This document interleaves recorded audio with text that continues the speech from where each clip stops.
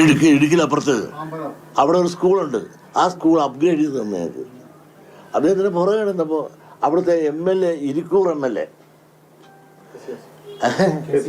KC Joseph ഇപ്പോഴും ജീവിച്ചിട്ടുണ്ടല്ലോ. KC ജോസഫിന് ഞങ്ങൾ അഭിവാദ്യങ്ങൾ അർപ്പിച്ച് എഴുതി. ഉമ്മൻചാണ്ടി ഞാൻ കണ്ടപ്പോൾ എന്നോട് പറഞ്ഞു, എന്താ അമേരിക്കയിൽ നിന്ന് കാല് തയ്യാറ് വെച്ച് വിട്ടിരുന്നപ്പോൾ ഇരിക്കുകയാണ്. ഞാൻ ഭാര്യയോട് ഈ വെള്ളാപ്പള്ളി ഇങ്ങോട്ട് വരേണ്ട കാര്യമില്ലായിരുന്നല്ലോ, നിങ്ങൾക്കത് അനുഭവിച്ചു തന്നല്ലോ എന്ന് പറഞ്ഞു. ഞാൻ പറഞ്ഞ് ഞാൻ വന്നത് താങ്കളുടെ അസുഖം അറിഞ്ഞു വന്നതാണ്, ഇത് അനുഭവിച്ചു തന്നതിലുള്ള സന്തോഷം പറയാനില്ല, അതൊക്കെ അനുഭവിച്ചു. ഈ അനുഭവിച്ചു തന്നത് മിട്രായി, ഇത് കഞ്ഞു മിട്രായ അവിടെ ഒരുപാട് ഈ മലയാളികളായ ഇവിടുത്തുകാരായ സെറ്റിലേഴ്സ് ഞങ്ങളുടെ ഒരുപാടുള്ള ഇരിക്കൂർ. ആ ഇരിക്കൂർ ഞങ്ങൾക്ക് അനുഭവിച്ചിരുന്ന സ്കൂളിൽ അപ്ഗ്രേഡ് ചെയ്ത സ്കൂൾ വരെ ഇവരടിച്ചു മാറ്റിക്കളഞ്ഞു ഇവരുടെ ഭരണകാലത്ത്. എന്ത് തന്നു? അതിട്ട് ഇവരൊക്കെ എന്തെല്ലാം എടുത്തു പറ. അവർക്ക് കൊണ്ട് ഞാൻ പറഞ്ഞില്ല, 48ഓളം സ്വാശ്രയ കോളേജ് ഒരു ജില്ലയിലാണ്. ഞങ്ങൾക്ക് 18 കോളേജുള്ളത് സ്റ്റേറ്റ് ഒട്ടുക്കാണ്. ശങ്കർ ശേഷം ആരെന്ത് തന്നു? ഇവർക്ക് ആ ഒരൊറ്റ ജില്ലയിൽ മാത്രമുണ്ട് 18. 1400 സ്കൂളുകൾ. ഞങ്ങൾക്ക് എന്നായിരിക്കുന്ന സ്കൂള് 370. ഇത് എപ്പോൾ എവിടെ ഒപ്പിട്ടെടുത്ത്? അവർ അധികാരത്തിൽ ഇരുന്നപ്പോൾ എല്ലാം ഒപ്പിട്ടെടുത്തത്. ഇവർ സാമൂഹ്യ നീതി നടപ്പിലാക്കുകയോ?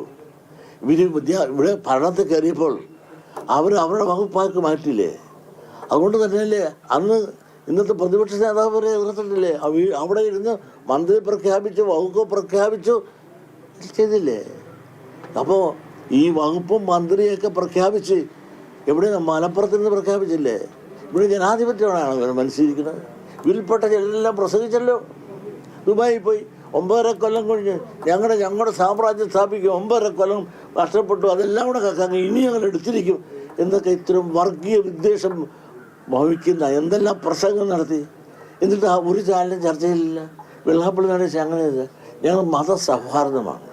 ഇവിടെ ശിവേരിയിൽ മതസൗഹാർദ്ദം തകർക്കുന്ന രീതിയിലുള്ള പ്രസംഗം ഞാൻ നടത്തണം, അല്ലെങ്കിൽ വീഡിയോ കിട്ടിയിട്ട് അത് ആഘോഷിക്കാനായിരുന്നു ഈ കുന്നക്കാരൻ്റെ ആഗ്രഹം. നിങ്ങളത് ആഗ്രഹം ശിവഗിരി അത് പറയേണ്ട സ്ഥലമാണോ? ജാതിഭേദം മതദ്വേഷം ഏതുമില്ലാതെ സർവ്വരും സോദരത്തേന എന്ന ആ ചിന്തയിലൂടെ പ്രചരിപ്പിച്ചുകൊണ്ടിരിക്കുന്ന ആ പുണ്യഭൂമിയിൽ, ആ തപോവനത്തിൽ നിന്നുകൊണ്ട് മലപ്പുറം ചർച്ച ചെയ്താൽ എൻ്റെ അന്ത്യന്താരിക്കും വ്യാഖ്യാനിച്ച് ഞാൻ മതവാദിയാണ്, അല്ലെ തീവ്രവാദിയാണ്, അല്ലെ മുസ്ലിം വിരോധിയാണ്, അല്ലെ മറ്റു സമുദായത്തിനെതിരാണ് എന്ന് നാളെ ചർച്ച ചെയ്യാനും അത് പ്രചരിപ്പിക്കുവാനുമുള്ള ഗൂഢതന്ത്രത്തിലൂടെയാണ് റിപ്പോർട്ടർ ചാനലിൻ്റെ തീവ്രവാദിയായ റാഹിം പറഞ്ഞുവിട്ടത്.